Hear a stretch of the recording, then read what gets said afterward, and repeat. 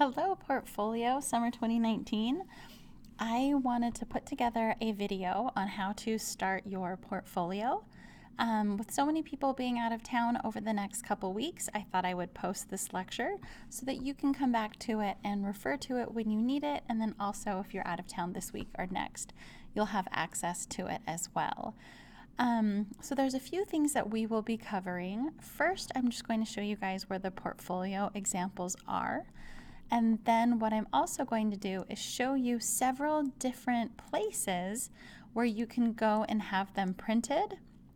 And I will also show you guys different covers that you can purchase as well. There's a few examples I have here, and I'll try to put all of the links up on our class webpage so you can come back to those.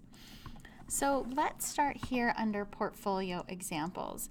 In case you forgot, under our announcements, I have a link to the drives that have the PDFs that students have turned in the past couple years. So these were the actual PDFs that the judges looked through and essentially critiqued. So this will give you a really good idea of what students did, at least graphically, and it'll also give you an idea of their layouts. Most of them will be an 11 by 17. Traditionally, portfolios are an 11 by 17, but it doesn't mean that people don't stray away from that. So there could be a different size that you're interested in. With our portfolios, again, we set them up like a book. So whatever the size is, just remember that we're doing a book layout. So you're using both the left and the right side of your pages. So you can do the book layout. And again, if you're straying from that, just let me know sooner than later so I can see your rough draft sooner than later as well. So first, go ahead and take a look at these examples. And then the next thing that you need to think about before you even get started is, are you going to stick with the 11 by 17 size and just have it printed at the school? I have found that the school printing services has the best prices when it comes to printing the portfolios. No matter the size, whether it's 11 by 17, 8.5 by 11, those standard sizes, they can do it in a heavier cardstock, double-sided, for less than $1 a page, which is really competitive pricing. Other places it would be about $2 a page. So they give us really good quotes on that. Now remember, one of the things that I mentioned is that they aren't like Kinko's or a retail store where they're open 24 hours or even until 9 o'clock at night. They're, I think, like an 8 to 4, 9 to 4 type of business. So you have to make sure that you have some time built into your schedule so that they can at least have a day or two to print, if not more. So whether you're printing it at the school or anywhere else, again, remember, you're not just thinking about the format and the type of print, but you're also trying to coordinate the turnaround time. How long will it take to print? Which brings us to my next examples. So I have a few examples here of people who do photo books. And actually, let me step back. Before I get too far, if you are printing at the community college or at Kinko's or even here in our lab, you will still need to bind your book because they're just loose pages. You can do something as simple as, throwing on a clear cover and a black back and having it coil bound. It doesn't look as professional as I would prefer, but I understand if, financially that's like the route that you have to take. But again, I would like to see more than that. So let's stay here for just a moment. So if you are printing single sheets, here's a few examples of portfolios that I have seen people use in the past. I'm going to slide one more in. So under Amazon, this is one example of thousands, but you can see that there are these art portfolio books. And I wish they had more pictures here, but you can see that they're essentially plastic sleeves and you slide everything in there. So it's pretty easy to use. You are limited to however many pages they give you. So you could either have some blank pages or maybe you don't have enough. I'm not sure. So that's something that you'll have to look into. So for example, here it says 24 sleeves. So you should be able to get at least 10 projects in there for what you need.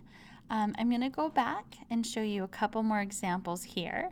So these are all sleeves. These look like they are just different sizes, but here there is a type of portfolio that they sell. For example, this is a binder, so you can add pages and take them away. And another example of something like this that's more of a binder where the sleeves aren't built in are these really nice portfolios that they have at a local shop called Picture Line. So these are the Pina Zangaro Vista. I'm going to open this in a new tab. But with these, the way that they work, again, why aren't we seeing more pictures of these? Oh my goodness. But typically you open these and you can mount the sleeves in here. Let me see if this one will show us what the inside looks like. I'm just going to point to it on my screen. You can see there's 3 little screws here. You undo those screws, open it up, and then you slide in clear sheets.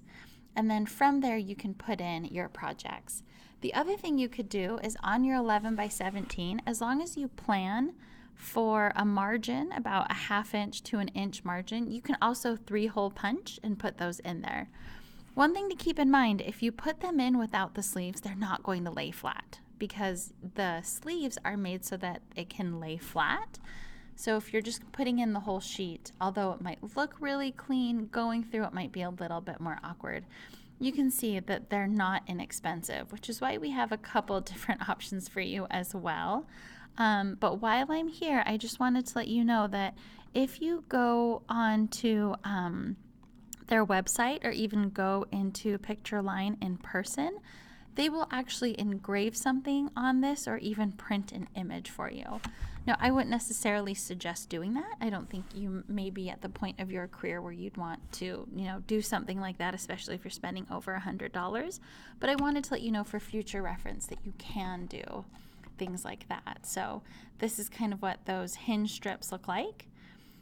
Let me click on that. And these look like they aren't even sleeves, but you could probably just put this hinge strip right on your sheet, so you don't even have to put them into a page. So this might be a good option for you for the 11 by 17. All right, let me show you a couple more. So these are on Etsy. But on Etsy, if you look up, I just looked up photo portfolio. There are so many to look at, but here's a couple quick examples. So this is similar to the one that I just showed you, where you essentially, on the inside, you unscrew it and you put in these sheets yourself. And a lot of people will do a custom logo for you in the bottom right-hand corner. There are also people on Etsy that will do, a whole image for you right here. And again, you might not be at this point yet necessarily for this class, but it's something I just want you guys to see even for the future if you wanted to put together a portfolio for yourself. So again, for these covers, this would be a combination of getting it printed here at school, again, in the lab for free, even though it's not the best color or paper, or taking it to printing services and having it printed there, and then either binding it with a regular clear cover, black back coil bind, or you can get something like this online or at a local store. I know that Blick Art Supplies in Sugar House has quite a bit of portfolios, and I'm sure there are other art stores, even places like Michael's and like larger Joann's, maybe even Hobby Lobby, who have portfolios as well.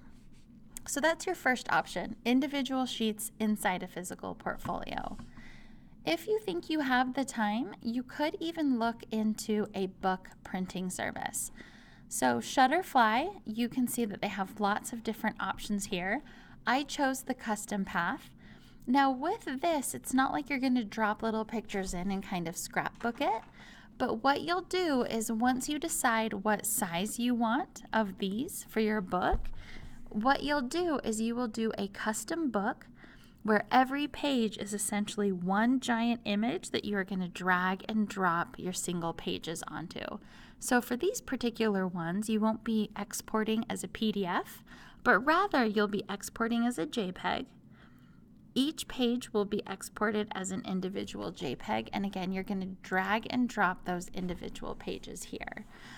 If you haven't made a custom photo book before, When the time comes for you to put this together, if this is something that you want to do, I'd be more than happy to walk you through the process. It's actually pretty straightforward. So with these, really, I mean, you just have to look at the pricing. They almost always have sales. Right now, it looks like they're about 50% off. And you can also add extra pages and upgrades. So this is until June 23rd. And I'm sure that they'll come with more sales later on in the summer too. I seem to always get a coupon from them. Costco also has photo books as well. So they have a 12 by 12, about an 8.5 by 11, and then an 8 by 8. So not quite as many photo sizes, but still really competitive pricing if you don't have a coupon. Now, last but not least, Blurb is a wonderful service to use. You can see that they have photo books, trade books, magazines. So you can look through these. It's not the most inexpensive. So as far as pricing goes, this might be your most expensive. But they do have some beautiful options. I haven't had a student do a trade book, but I have had students do photo books as well as magazines. Now, magazines are essentially just a soft cover photo book, so just keep that in mind. They also have a plugin that goes straight into InDesign where you can actually look up Blurb's custom sizes and upload to their site straight from InDesign if that's something you're interested in. But again, like all of these, I just want to make sure that you have the time as well as the investment if this is something you're ready for to do. So that's another photo book option. I'm sure that there are at least a dozen other photo book options that I am not mentioning. Those just happen to be the 3 most convenient and cost-effective ones that I know about. If you know another one, please let me know and I will pass it along. But either way, this is where you start. So before you do any of your graphics or layouts, first think about where you want to print, how you want to print, so whether you do a full photo book or if it's something that you put together, and then after that, once you know whether you're doing the 11 by 17, the 11 by 14, 8.5 by 11, whatever it ends up being, and you clear it with me, then you'll have a good place to start doing your layout. So you don't have to redo it once you decide that you're not happy with a particular layout. So again, this is where we'll start as far as your portfolio. And coming back over here to our portfolio examples, what I'd like to see from everybody over this next week, and if you're out of town, the week that you get back, but I would like to see essentially a layout. Let me try to open this one up to show you. Let me do this one as an example. So you can see here that this student has essentially a master page where she's got a title, another title here. Sorry, it's not highlighting the right thing. Kind of like a subtitle, and then the same thing over here. Page numbers in the same place, logo in the same place, and then images in the same place. So as I scroll down, you can see that this layout is pretty consistent. For example, this line is pretty consistent throughout the book. I had this class and every class try to get this layout figured out as much as they can or as much as they could before they started working on their projects. Again, something that I mention is that if you start your portfolio with one particular project in mind, it makes it really hard to design it for another project that might not fit. So you can see that both of these students made their layout flexible enough so that it's really easy to get new information in here. Even here, there's some rules that this student had. So this is the book layout. So all of these spreads that I've seen so far, well, okay, I'm sorry, not these two, but this is one project, this is another project. We've got one project that goes across 2 pages here, one project that goes across 2 pages here. So you can see that there is a lot of consistency that pulls together these very different projects that one person worked on. Lindsay's, she essentially did a chapter for each one of her projects. So this is her first project. It's residential codes, and you can see that it goes on for a while until her second project, which is the 80s acrylic. So she has several pages for this before she goes on to her third project, her fourth project, and then her fifth. But again, I hope you guys see that there's some consistency in tying everything together. So what I'd like to see, before you even put any real projects into this, I would like to see what your master page is going to look like. So show me your titles, your graphics, potential image holders and how those would work out, where your page numbers would go. Kind of give me the rough draft of how you'd like that skeleton to look. And then once you've established that skeleton, I want to see at least 3 projects in that skeleton. It doesn't mean that those projects are perfectly done, like they might not be photoshopped yet, but I'd like to at least get an idea of what they're going to start to look like.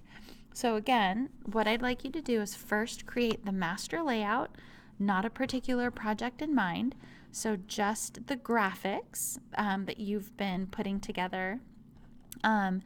And then after you get a pretty good handle on what you want those consistent pages to look like this is very consistent. Once you get an idea of the consistency across the pages, then I'd like you to start actually plugging in the projects. I don't want you working too much on editing the layout as you're putting in your project because that might be a little tricky. So let's plan on at least having your rough draft done by next class. And if you have time, I'd like to see those 3 projects. Just know that the 3 projects are coming up the week after. So if you're in town, try to get those done. If you're not in town, we can even work on those 3 projects in class after we've discussed them. So just know that those 2 are kind of coming up back to back. So this is where we will start our portfolio. As for what we're actually going to be doing this week, we're going to be having another discussion. So one of them will be online, and I want everybody to go online and tell me what format that they have chosen to do their portfolio. So what size, where are you going to print it, how are you going to print it? And that will be in our discussions. So I'm going to add a new discussion here. And then when we come in next week, we are going to all look at one another's PDFs in groups and kind of critique one another. And then in class, we will start putting in those 3 projects after we've cleaned it up a little bit. Let me know if you guys have any questions. I hope you guys have a great week, and we'll hit the ground running when I see you guys on the 27th. Thanks all.